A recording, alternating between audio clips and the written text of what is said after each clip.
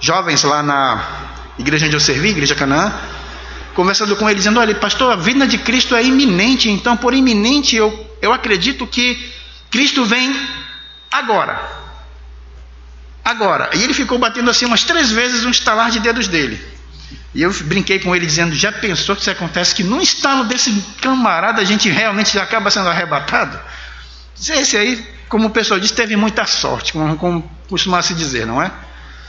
Mas essa é a vida de Cristo. Para nós ela é iminente, a qualquer momento. Nós devemos viver agora como se fosse o último dia que nós devemos viver. Eu não estou com isso dizendo que o crente deve ter uma perspectiva carpe diem com os seus recursos, mas ele deve ter uma perspectiva carpe diem com as suas habilidades, com o seu testemunhar, com a sua vida por inteiro, porque a qualquer momento vem esse momento onde nós estaremos prestando contas com Deus. Costumamos lembrar do conceito de perseguição apenas quando nós olhamos para o futuro, para a grande tribulação, para a tribulação propriamente dita. Mas não gostaria que você olhasse para aquela época, gostaria que você olhasse para agora, nesse momento, onde irmãos nossos não podem pregar o Evangelho livremente. E onde agora eu estou aqui tentando falar com vocês, e tudo que vocês estão vendo de todo o meu rosto é apenas 2 olhos. Vocês não estão conseguindo saber como está o meu estado de humor perfeitamente. Você não consegue saber como está o meu coração. E eu acredito que essas máscaras colocadas em nós também começam a tirar até um pouco da nossa empatia, um pouco do nosso relacionamento. Observe como a opressão está tomando conta daquilo que é mais sagrado para o crente, que é justamente o relacionamento sentimental um para com os outros. Nisto conhecerão que sois meus discípulos, como? Em que vos ameis uns aos outros.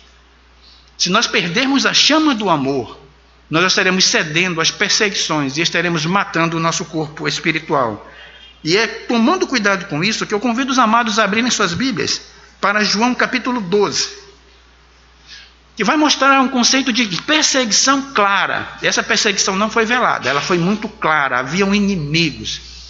Todo o contexto anterior desse capítulo estava mostrando um Senhor Jesus que olha para a nossa vida como se fosse algo realmente precioso. Eu fico muito tocado com aquele salmo que diz: preciosa é aos olhos do Senhor a morte dos seus santos. Porque quando você entende o que é o conceito de morte, você começa a parar e se perguntar: será que essa máscara é suficiente para me trazer a paz?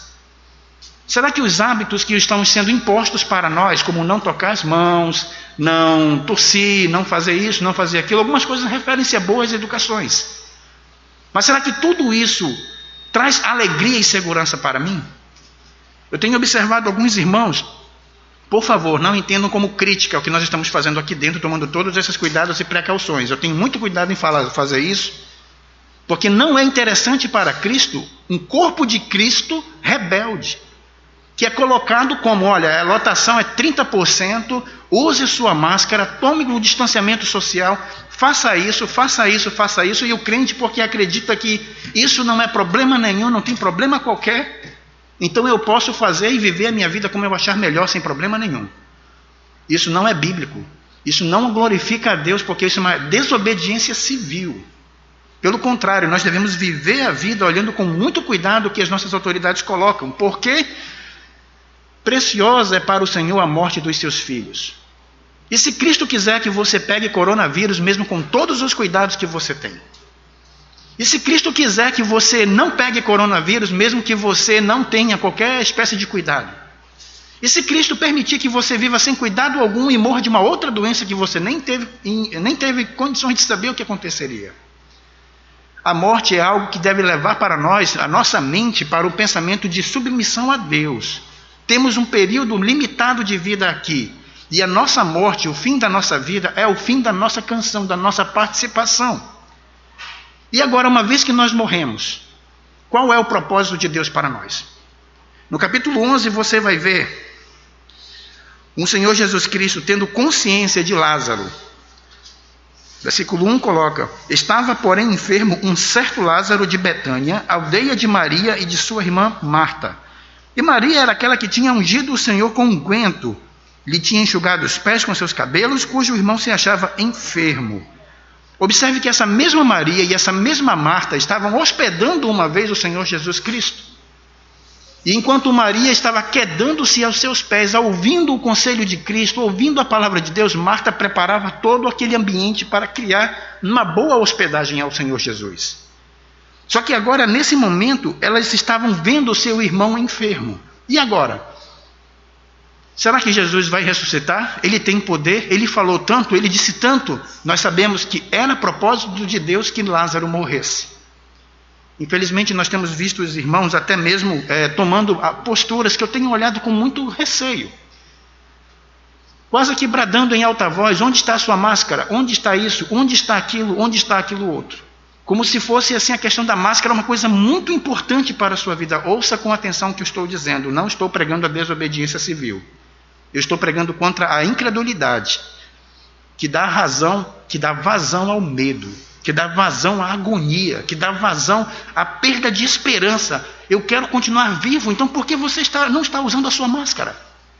Eu uso a máscara sempre que posso, estou sempre utilizando, se eu sinto que no ambiente eu não vou escandalizar ninguém. Às vezes, quando eu até entro no Uber, eu estou com o pessoal e eu estou muito agoniado, está muito quente, eu pergunto logo do rapaz do Uber: você se escandalizaria se eu tirasse a máscara? Disse: não se preocupe não, pode tirar. E eu também posso tirar, então vamos tirar aqui. Tirei minha máscara, ele tirou a dele, ele me trouxe até aqui. Já peguei mesmo lá no começo, já fiquei saudável, estou muito bem, não estou mais no período de transmissão. Mas isso também, meus irmãos, eu gostaria de frisar. Se há um regulamento interno aqui entre todos nós, vamos acatar. Em contrapartida, não vamos utilizar isso como se fosse a alavanca de nossa existência. A agonia. Olha, irmãos, nós não devemos estar ansiosos de coisa alguma, porque o Senhor Jesus sabia que Lázaro estava enfermo, ele sabia que a agonia daquelas suas irmãs, a sua irmã o amava. Uma irmã preparou ele era altamente considerado pelas duas irmãs, enquanto uma preparava um banquete. A outra irmã estava quedando-se aos seus pés. Cada uma ao seu jeito, uma corretamente, a outra não corretamente, estava glorificando a Deus, sendo que uma não estava fazendo da maneira correta. Mas no seu coração estava glorificando a Deus. E é nesse ponto que eu gostaria que nós parássemos, olhássemos com cuidado, que nível de relacionamento nós estamos tendo com o nosso Deus em relação aos cuidados que estamos tendo. E principalmente, qual a nossa participação nesse grande coral chamado criação. Vamos orar.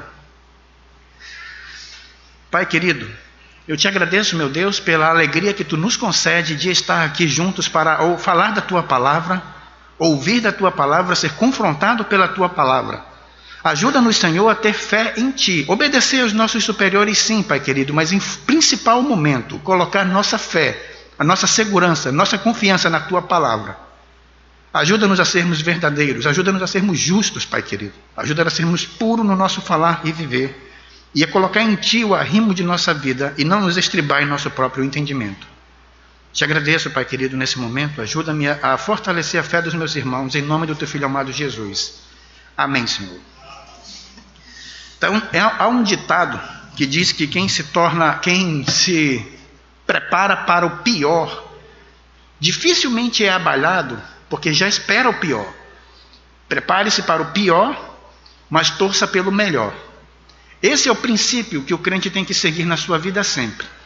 Prepare-se para o pior, mas torça pelo melhor. Prepare-se, porque vai apertar, vai ficar cada vez mais difícil. No capítulo 11, nós vemos como o Senhor Jesus Cristo ele vai fazer todo aquele trabalho, vai esperar o tempo certo, Lázaro vai falecer, ele vai caminhar até a cidade onde ele está, nem vai entrar na cidade, vai ficar à distância. Marta vai dizer: sim, eu sei que ele vai ressuscitar no último dia. Ela estava tendo uma visão correta, Marta. No último dia, Lázaro seria ressuscitado, sim. Só que agora o Senhor Jesus chama Maria. E é interessante observar que Maria era aquela pessoa que quedava-se aos pés de Jesus. No entanto, ela é a pessoa que vai questionar Jesus.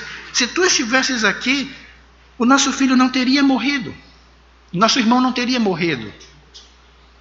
E vendo a agonia daquelas pessoas, quando o Senhor Jesus leva eles, lá no versículo número 34, e disse-lhes: onde o pusestes? Disseram-lhe: Senhor, vem e vê.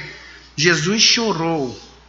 E é um dos pontos onde eu vejo que a emoção de Jesus Cristo toma lugar na sua manifestação como homem, por assim dizer. O homem Jesus, o homem Deus Jesus, estava chorando naquele momento. porque ele estava vendo a agonia, a miséria, a tristeza, o medo, a aflição que estava tocando no coração dos filhos dos homens. Ele via como isso era pesado, como isso era cruel, era a perda da vida, a separação do corpo e da alma. As duas irmãs não tinham mais contato com seu irmão e aquilo lhes era pesado, era triste, porque elas o amavam. Por isso, todas as vezes que aparece texto bíblico dizendo alguma espécie de emoção de Jesus, eu tomo muito cuidado, porque ali é uma manifestação de como a lei de Deus tomou conta de Jesus, de maneira tal que até as suas emoções eram santas. Ele chorou, no versículo 35 disseram no versículo 36, pois os judeus, vede como o amava, e alguns deles disseram, não, porque não podia ele que abria os olhos um cego fazer com que este também não morresse? Não é assim que nós também não pensamos? Será que o tempo de Deus, o trabalho de Deus é tão lento que tantas maravilhas ele fez? Como pode um Deus que rasgou o mar vermelho ao meio não nos livra desse governo horrível, da opressão do governo que temos sentidos? E não estou me referindo ao governo da presidência da República apenas, eu gostaria que você olhasse o governo como um todo, como os nossos governantes como um todo, o sistema político como um todo. Não apenas o sistema político, mas também o governo do mal sobre o nosso coração. Como o mundo está entregue ao mal, caminhando cada vez mais para um abismo. Não podia ele decretar a vitória, não podia ele abrir as portas, não podia ele trazer-nos a nossa vida, não podia ele trazer a nossa alegria.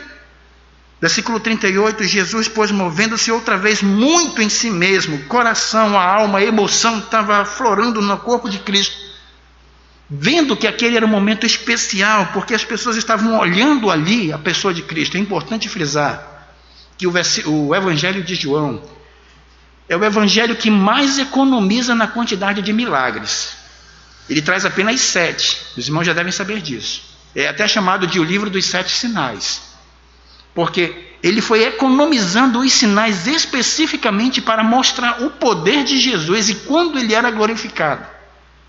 E aqui, no versículo número 39, disse-lhe Jesus, tirai a pedra. Marta, irmã do defunto, disse, Senhor, já cheira mal, porque já é de 4 dias. Disse-lhe Jesus, não tenho dito que, se creres, vereis a glória de Deus? Tiraram, pois, a pedra de onde o defunto jazia, e Jesus, levantando os olhos para cima, disse, Pai, graças te dou por me haveres ouvido. Eu bem sei que me ouves, mas disse isso por causa da multidão que está em redor, para que creiam que tu me enviaste. Observe o propósito com que está acontecendo aqui. Para que creiam que tu me enviaste. Esse era o propósito. Por isso era necessário que Lázaro morresse. Por isso era necessário que o corpo cheirasse mal. Por isso era necessário que o sepultamento fosse feito.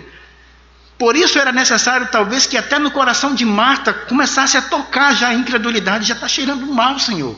Ele está preso aí dentro, ele está morto mesmo, ele morreu mesmo. Esse era o propósito, para que creiam que tu me enviastes. É fácil o Senhor Jesus, como um rabi, entrar na casa das pessoas, adentrar as portas das suas casas, ensinar-lhes a palavra de Deus, mas não demonstrar quem ele realmente era. E agora no versículo 43, começa, e tendo disse isso, clamou com grande voz, Lázaro, sai para fora. E o defunto saiu, tendo já as mãos e os pés ligados com faixas, e o seu rosto envolvido num lenço, disse-lhe Jesus, desligai-o e deixai-o ir. Lázaro, sai para fora. A ideia que Jesus traz aqui é que ele estava trazendo a vida e trazendo esperança. Eu acho muito bonito a dinâmica dos cometas, porque o cometa, quando ele vai se aproximar de uma estrela, ele sempre cai, depois ele é lançado para frente, depois ele cai, e é lançado para frente, depois ele cai, e é lançado para frente, depois ele cai, e é lançado para frente. E é assim que é a rota de um cometa ao redor de uma estrela. Ele cai e é lançado para frente, ele cai e é lançado para frente, ele cai e é lançado para frente. É essa a dinâmica de um cometa. O nosso próprio planeta obedece exatamente a mesma dinâmica. Ele cai, depois ele volta e é lançado para frente. Amados irmãos, esse é o momento que a fé dessas pessoas que estavam próximas estava no nível mais baixo, caiu. E agora, nesse momento mais baixo, que ele caiu, que ele está próximo a Deus, que Deus, Senhor Jesus Cristo, vai lançá-lo para frente de volta. É agora nesse momento que ele vai lançar com poder para o mais alto possível, para que ele possa completar o seu circuito. E por isso ele disse: era necessário que isso acontecesse, para que muitos crescem em mim. Tu sempre me ouve, meu Pai, mas eu falei isso para que essas pessoas creiam, para que eles vejam que tu me enviastes. Que triste, irmãos, saber que tantas coisas maravilhosas. Versículo 45 diz: muitos, pois, entre os judeus que tinham vindo a Maria e tinham crido que Jesus fizeram, visto o que Jesus fizeram, creram nele. Creram. Mas alguns deles foram ter com os fariseus e disseram o que tinham feito. E isso incomodou tanto os fariseus, que os fariseus procuravam motivo para matá-lo. Motivos para destruir Jesus. E é por isso que no capítulo 12... Começa o texto dizendo: foi, pois, Jesus 6 dias antes da Páscoa para a Betânia, onde estava Lázaro, o que falecera, a quem ressuscitara dentre os mortos.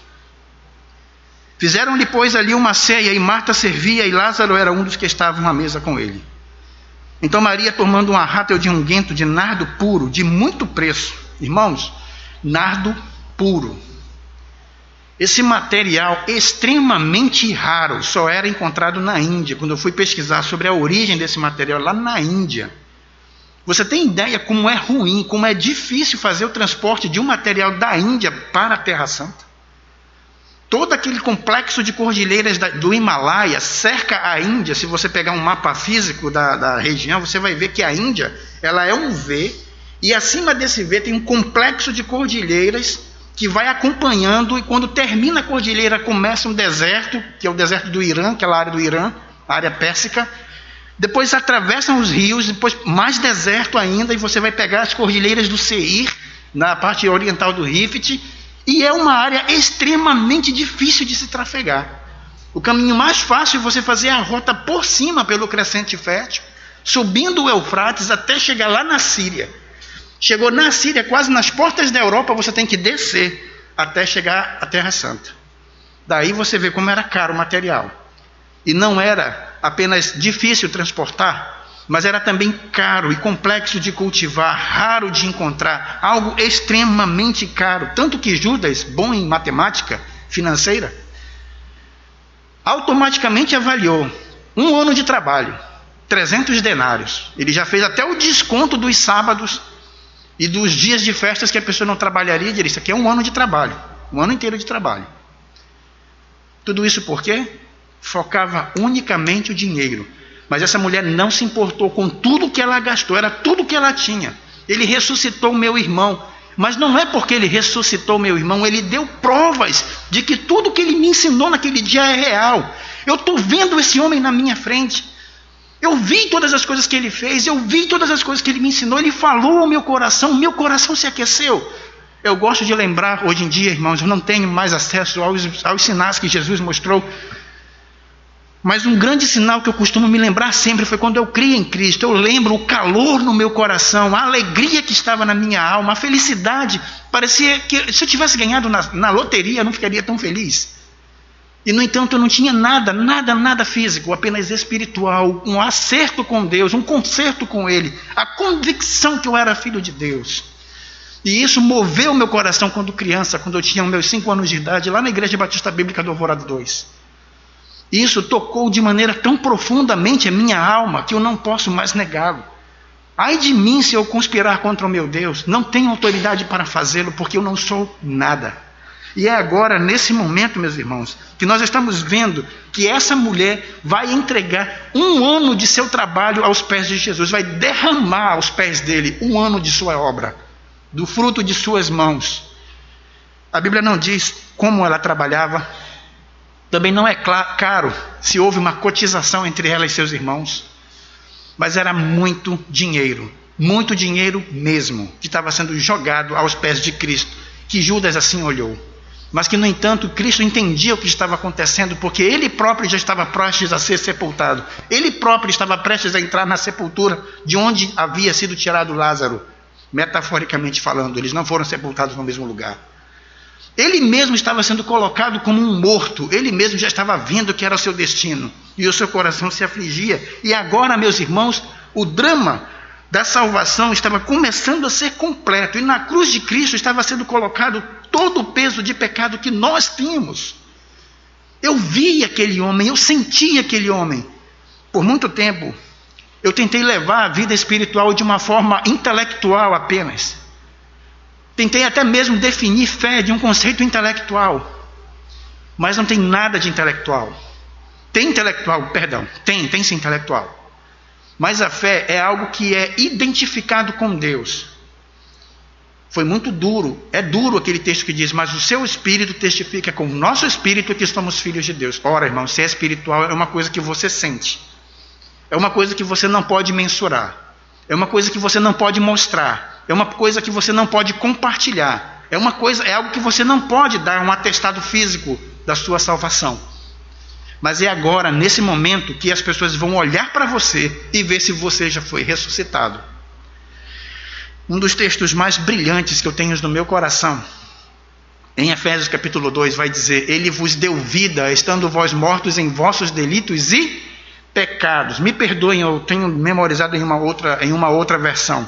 Nos quais andastes outrora segundo o curso deste mundo, segundo o príncipe da potestade do ar, segundo o espírito que agora atua nos filhos da desobediência, e éramos, primeira pessoa do plural, eu estou me colocando junto, por natureza, filhos da ira como também os demais.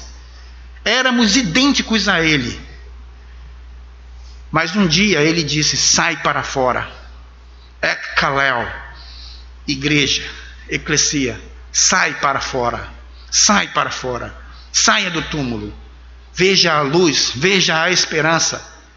Recentemente, pregando lá na nossa igreja, propositalmente eu deixei um rapaz com os olhos vendados, peguei uma máscara não usada, coloquei nos olhos dele, ele ficou com os olhos lá tapados um tempo lá, deixei ele bastante tempo sentado com os olhos dele tapados, e subitamente tirei a máscara de seus olhos. Imagine como fritou a retina daquele rapaz.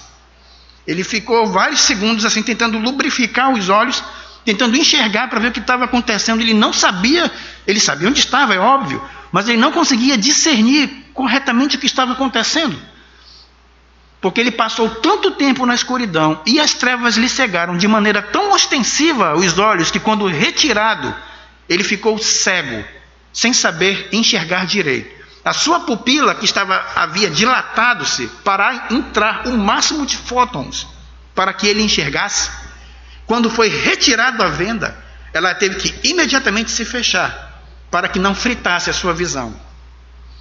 Essa é a perspectiva que nós temos. É isso que aconteceu comigo quando eu criei em Cristo. Eu pude abrir, pude ver a quantidade de pecado, a quantidade de coisas ruins que eu fazia. Eu pude entender como eu era mau. Eu pude ver que onde abundou o pecado, superabundou o quê, irmãos? Esse é o grande enigma de minha vida. Por que Deus me salvou? Por que Deus se relacionou comigo? Por que Deus se importou? Por que Cristo morreu? Por quê? O que Deus ganha? O que Cristo ganha? Eu sempre penso em função de ganho. Ele não ganha nada. E é isso que me conduz cada vez mais à humilhação. Ele me deu vida. Ele disse: sai para fora, Sidney. E abriu os meus olhos. E ele não ganhou nada por isso. Ele foi cuspido, ele foi chicoteado, ele foi humilhado, ele foi maltratado, ele foi escarnecido. Mesmo mostrando quem ele era, em momento algum ele revidou, porque sabia que aquele era o propósito dele. Porque eu agora estou questionando meu Deus? Porque eu agora estou duvidando de sua bondade? Porque eu agora estou desconfiando de seu amor para comigo? Porque eu agora permito que o medo tome conta do meu coração? Medo é pecado, irmãos. Qualquer decisão que você está tomando com medo é pecado. Porque a palavra de Deus diz que o verdadeiro amor lança fora todo medo. Está lá em 1 João. Logo, quem teme não é aperfeiçoado no amor. E Deus é amor. Se você é aperfeiçoado no conhecimento de Deus, você não tem medo. Se você é aperfeiçoado no conhecimento de Deus, você não tem agonias. Se você é aperfeiçoado em Deus, você vai olhar todos os ídolos que tem no seu coração, que prendiam você dentro do sepulcro, que deixavam você enrolados. Ídolos que impediam você de frutificar para Deus, porque você estava enrolado e preso. ídolos que lhe cegavam os olhos, apertando cada vez mais a sua retina, deixando como se você fosse uma pessoa totalmente infeliz. Ídolos que lá ao término da adoração, esses falsos ídolos que nós temos, quando terminamos de adorá-los, ao olhar para o nosso próprio aspecto, nós nos achamos horrendos, nos achamos péssimos, nos sentimos maus. Não tem vez que eu não passe por uma DR com a minha esposa, uma discussão de relacionamento com a minha esposa. Não tem vez que nós sentemos para conversar sobre os nossos pecados, como bons pecadores que somos, que eu não sinto o peso do meu pecado clamando contra mim. Como eu sou um marido mau, como eu sou alguém que tem que mudar, pecador indigno, como eu faço maldades, como eu tenho que mudar a minha postura. Eu não sei se é assim que você pensa quando você termina uma discussão de relacionamento com o seu cônjuge. Não sei se é assim que você termina o seu relacionamento, a sua conversa com seus cônjuges, com a Bíblia aberta e os preceitos de Deus presentes ali. E você não enxerga a quantidade de pecado que está acontecendo na sua vida, incrustando a sua alma de maneira tal que você não consegue nem mesmo entender. E quantas vezes, irmãos, terminado essa discussão, quando nós estamos olhando pela palavra de Deus, avaliando o que aconteceu, nós percebemos que quase sempre o grande problema que existe é falta de comunicação. E a origem da falta de comunicação é a intolerância entre um e outro. Como isso é doído em nosso coração, como isso é mal, como isso é horrível, porque isso evidencia ainda uma falta de amor que tem que ser mudado, que tem que ser trabalhado, que tem que ser revisto, que nós precisamos olhar com muito cuidado, porque Cristo disse: Lázaro, sai para fora. Versículo 7, Jesus Cristo deixa muito claro, capítulo 12, versículo 7, disse, pois Jesus, deixai-a para o dia da minha sepultura, guardou isto. Porque os pobres sempre os tendes convosco, mas a mim nem sempre me tendes. E muita gente dos judeus soube que ele estava ali e foram não só por causa de Jesus, mas também para ver o quê, irmãos? Para quê, irmãos? Versículo 9, vamos lá. Não só por causa de Jesus, mas também para ver Lázaro. Hoje, Jesus não está mais conosco. Eu não sei se você já viu Jesus, eu acho que já até falei isso aqui uma vez para vocês pregando aos irmãos. Eu tenho muito medo de você se você disser que já viu Jesus. O que você andou vendo, meu irmão? Porque a Jesus ninguém mais vê, mas a você eu vejo. A ti eu estou enxergando. E é você que tem que dizer, olhe para mim e veja como se fosse Jesus. Eu tenho esta responsabilidade de ser o imitador de Cristo. Eu tenho esse dever de ter essa vida imitando o Senhor Jesus, porque eu sou testemunho vivo de alguém que foi ressuscitado por Ele. Lázaro, vem para fora. Tantas pessoas estavam ali próximo, queriam, andaram, passaram vários e vários quilômetros andando, e não, irmãos, eles estavam andando num caminho tortuoso, num caminho empoeirado, cheio de pedras, sem infraestrutura, sem iluminação, podendo ser saqueados, podendo ser roubados. E no entanto andaram tudo aquilo para que pudesse estar dentro daquela casa, no mesmo recinto, e ver quem? Lázaro. Eu sei que Jesus está lá, mas eu quero ver Lázaro.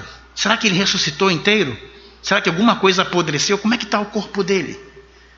Será que Lázaro está inteiro? Ressuscitou mesmo? Não, eu soube que ele ressuscitou, mas será que é verdade? Vamos lá olhar, vamos ver. Esse é o propósito que nós temos que olhar com cuidado. Cristo não está mais conosco. Cristo saiu do recinto. Cristo não está mais na casa. Só quem está na casa agora é você. E você é o Lázaro do século 21. Você é o Lázaro do século 21, quando Cristo disse ao Kenison, sai para fora. Jarliston, sai para fora. Mário, sai para fora. Juan, sai para fora. Estevão, sai para fora. Sofia, sai para fora. Você é o Lázaro do século 21. O Senhor Jesus Cristo já não está mais aqui entre nós. Ele veio ver. Eu estou procurando. Cadê? Deixe-me ver se os braços de Natália estão apodrecidos. Quero ver se a ressurreição foi completa. Deixa eu ver a sua perna, Gustavo, a tua perna direita. Deixa eu ver aqui a parte de baixo do pé. Ele também curou ali? Deixe-me ver aqui, entre os seus 2 dedinhos aqui do pé, quero ver se está podre ou não. Ele procura minuciosamente ver se você realmente ressuscitou. Porque se ele conseguiu ressuscitar você, então ele realmente tem poder. Ora, amados irmãos, é óbvio que eu estou falando sobre a ressurreição de todo o nosso corpo físico de maneira íntegra. Deixe-me ver como é que estão as suas contas, estão sendo pagas em dia. Deixe-me ver como está a sua língua, está falando salmos, hinos e cânticos espirituais. Deixe-me ver as tuas mãos, você está se dizendo não para o trabalho. Deixe-me ver o teu relacionamento interpessoal no trabalho, ele foi ressuscitado também. Lázaro, sai para fora. Sai para fora. Esse brado de Cristo dito lá no 1º século até agora ressoa em nossos corações e nos dá uma única responsabilidade: viver como aqueles que têm vida, viver como aqueles que foram ressuscitados, viver como aqueles que estão com o corpo totalmente íntegro. Por isso, continuando o texto bíblico, vamos ver aqui, capítulo 12, versículo 10. E os principais dos sacerdotes tomaram deliberação para matar também a quem? A Lázaro. Eu vou te matar, Juan. Eu vou te matar, Heber. Eu quero te matar, Sheila. Sabe por quê? Porque se as pessoas verem que vocês também foram ressuscitados, eles vão crer. E eu quero que eles não enxerguem. Eu não quero que eles enxerguem, eu quero que eles morram. Assim como eu também estou morto.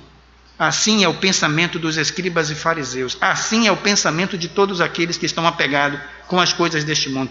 Assim é o pensamento de todo cachaceiro. Assim é o pensamento de todo prostituta. Assim é o pensamento de todo corrupto. De toda a sorte de corrupção que você possa imaginar. Depois que eu fui procurar no dicionário, há muito tempo atrás, o significado da palavra corrupção, eu parei para ver a palavra corrupção como um eufemismo, na verdade. Corrupção é apodrecimento. A pessoa que é corrupta é podre. Corrupto é podre. Então, um político corrupto é um político podre. Então, todas as vezes que alguém fala, e a corrupção no Brasil, então eu traduzo mentalmente a podridão no Brasil. O nível de podridão que existe no Brasil é algo tremendo. As minhas próprias obras podem ser obras apodrecidas quando eu faço fora da vontade de Deus, quando eu faço fora do preceito de Deus. Obras apodrecidas. E aqui estão pessoas deliberando para matar Lázaro. Vamos matar os filhos de Deus, vamos matar os crentes, e vamos matar os crentes espiritualmente, perseguindo-os naquilo que é mais caro para Deus, na sua irmandade. Gustavo, tu não serás mais amigo do Alquendes. Espero que vocês sejam pelo menos conhecidos, amigos próximos, pessoas que se relacionem. Nos amemos uns aos outros, porque eu quero que você recebeu vida e tenha vida em abundância, disse o Senhor Jesus. Mas aqui o plano de Satanás é: eu quero matar vocês. Eu quero tirar a paz. Eu quero roubar de vocês a saúde, a alegria e a vida que Cristo deu. O próprio conceito de morte é uma forma de roubo. É o roubo da vida. A pessoa que mata, na verdade, roubou a vida do outro. Tirou do outro o direito à vida. Por isso é algo tão sério. Roubar, matar e destruir é sempre uma questão de privação. Roubar o item de alguém, roubar a vida de alguém, roubar as coisas de alguém. Roubar, matar e destruir. Cristo veio para que tenhamos vida e vida em abundância. E no momento em que ele estava na porta do túmulo e gritou: Sidney, sai para fora. Agora, irmãos, agora começou o combate para mim. Agora começou a guerra santa para mim. Não uma guerra santa onde eu vou puxar minha espada e matar as pessoas que não creem ao meu redor. Não uma guerra santa onde eu vou impor o cristianismo à goela das pessoas. Pelo contrário, é uma guerra santa dentro do meu próprio coração, onde eu vou estar colocando remédio do Espírito no meu corpo para que ele não volte a apodrecer. Cuidados que eu vou ter com a minha saúde. E não viver agoniado, com medo, oprimido, como se não houvesse, como se por um acaso as coisas nesse mundo nos fizéssemos afastar de Deus. É viver de maneira que realmente agrade a Deus, sem medo, sem agonia, porque fomos ressuscitados por Cristo. Portanto, devemos buscar as coisas lá do alto, onde Cristo vive, e não as que são daqui da terra. A ideia que temos agora, irmãos, é ouvir com cuidado a voz do nosso mestre. Fulano, sai para fora. Você não está mais morto. Agora eu tirei dos teus olhos a venda. Você viu, você teve dificuldade no começo, você não conseguiu enxergar. Você teve que olhar com mais cuidado, porque estava doendo nos seus olhos, mas agora os seus olhos já conseguem enxergar perfeitamente o que está acontecendo. Então localizemos com cuidado, através da palavra de Deus, aquilo que está errado com nossas vidas. Usemos disso, de sua palavra, de seu espírito, para olhar cada centímetro do nosso corpo e ver se eles estão corpos apresentáveis, para que outras pessoas também possam crer. A perseguição já chegou, irmãos. A perseguição já chegou a nós desde que nós cremos em Cristo. Só que agora é o momento que nós temos para poder questionar se nós iremos verdadeiramente agora dar-nos a mão um ao outro como irmãos, como servos de Deus, obedecer às ordens civis, mas estreitar ainda mais os laços. Eu tenho sido muito crítico. Eu entendo que o culto online era uma necessidade de um tempo, mas eu tenho ficado muito preocupado em ver o nível de irmãos nossos que estão caindo para o lado do culto online. Culto online, culto online. Ora, irmãos, culto online é a raspa do tacho. As pessoas pensam que o culto online é algo que tem que ser assim, não, porque pelo menos isso, sim, pelo menos isso. Mas se o culto online te apresenta o momento da adoração, é o seu telefone que vai te apresentar para o seu irmão. Ligue para o seu irmão. E o meu medo sempre foi que quando terminasse o período da pandemia, nós tivéssemos uma grande quantidade de crentes distantes do caminho do Senhor, porque colocaram de maneira errada na mente que eu não preciso da igreja, porque a igreja sou eu. Orgulho espiritual.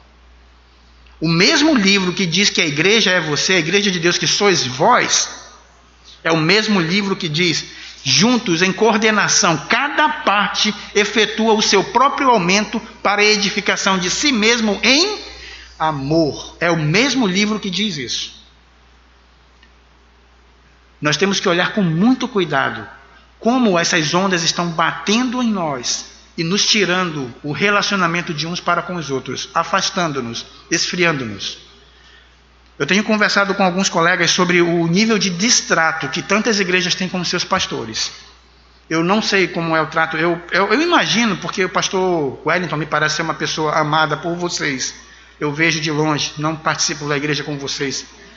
Também espero que entendam que ele não falou absolutamente nada comigo, pouco falo com o pastor Wellington.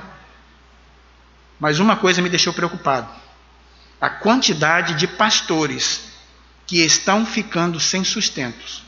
A quantidade de pastores que estão indo para o hospital, levando suas filhas para o hospital, e não têm sustento.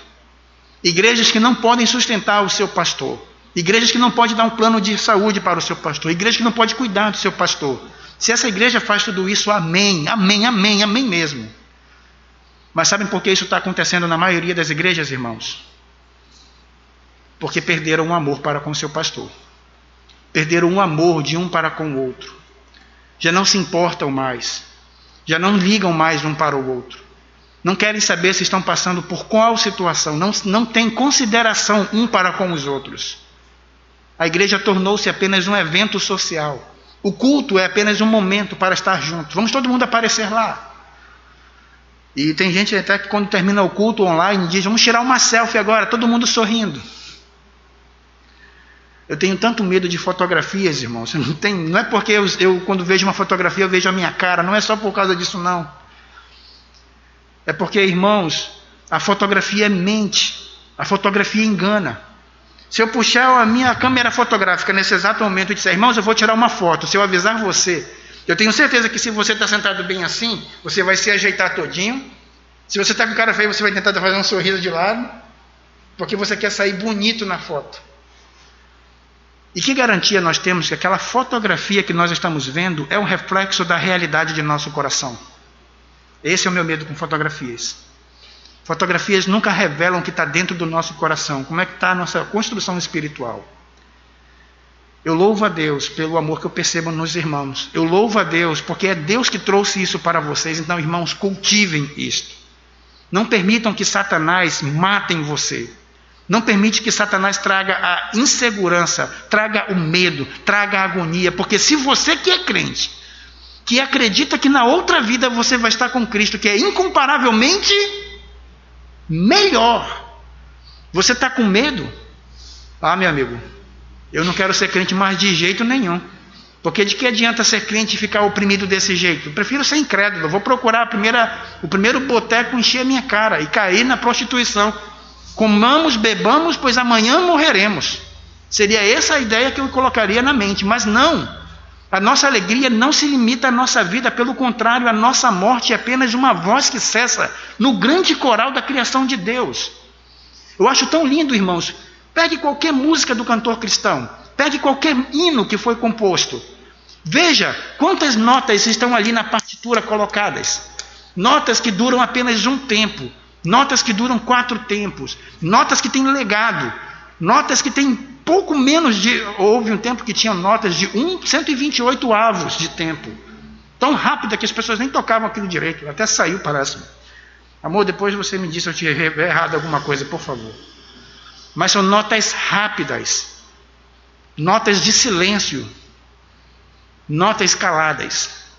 Nos mais variados níveis. Nós temos aqui 7 notas musicais. Vá ver como é que é a escala indiana, a escala oriental, perdão. É um monte de notas lá.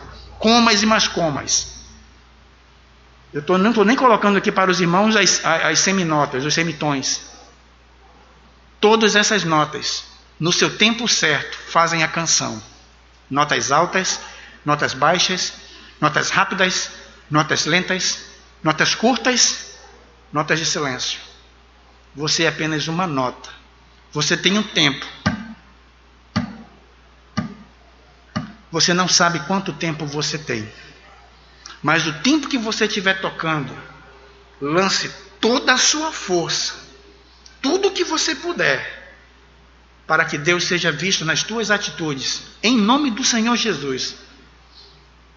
E as pessoas glorifiquem ao nosso Pai que está nos céus. Não permita que Satanás tire a paz que Deus colocou no teu coração, porque ele já disse no túmulo: filho, vem para fora. Cristo já não está mais no recinto. Agora você é o Lázaro do século 21. Viva com essa esperança. Viva olhando para o futuro. Não permita que o medo tome conta do teu coração e frutifique para a glória de Deus. Fazendo isso, irmãos, nós estaremos criando todo um ambiente social, de maneira que todas as pessoas vão ver: olha, aquilo ali é crente. Ele realmente é crente. Eu vi todas as dobras dos dedinhos dele, não tem nada podre lá. Ele está todo direitinho, porque a vida dele foi toda ressuscitada. Aquele homem ali é crente. E dessa maneira você ser um luzeiro para as pessoas que estão ao teu redor. Todas as áreas da tua vida devem tocar essa nota, sabendo que a qualquer momento cessou a nota. Agora é outra nota. Agora é outro acorde. Agora é outro tom. Que para a glória de Deus nós possamos nos lembrar disso, para não permitir que a perseguição deste mundo nos roube o amor que temos que ter um para com os outros irmãos. Amém, irmãos? Senhor Deus, ajuda-nos a olhar para esse texto, Pai querido, e ver tão grandes lições, tão grande perseguição se levantando. Senhor, nós mesmos levantamos muitas vezes as próprias perseguições contra nós. Perdoa-nos, Senhor, por procurar o pecado. Perdoa-nos, Senhor, por procurar o motivo de pecar. Perdoa-nos, Senhor, pela nossa rebeldia, pela nossa rebelião, pelo trapo de imundície que somos nós, Pai querido, por somente querer ser santo, sem realmente querer pagar pelo preço da santidade. Ajuda-nos, Senhor. Livra-nos desse coração trapaceiro. Ajuda-nos, Pai amado, a colocar o nosso coração em Ti, assim como o Teu Filho Jesus colocou, de maneira que Ele pôde ser vitorioso em todas as suas tentações. Ajuda-nos a valorizar tanto a Tua palavra, que até as nossas emoções sejam tocadas por ela. Ajuda-nos, Pai querido, a ver a Tua mão poderosa. Ajuda-nos a termos fé em Ti. Senhor, ajuda-nos a Te amar, acima de tudo. Ajuda-nos a Te amar, para que possamos amar as Tuas palavras e amar aqueles que de Ti são nascidos. Ajuda-nos a Te amar com toda a força de nosso coração, com toda a nossa alma, com toda a nossa força e com todo o nosso entendimento. É o que Te rogamos e agradecemos em nome do Teu Filho amado Jesus. Amém, Senhor.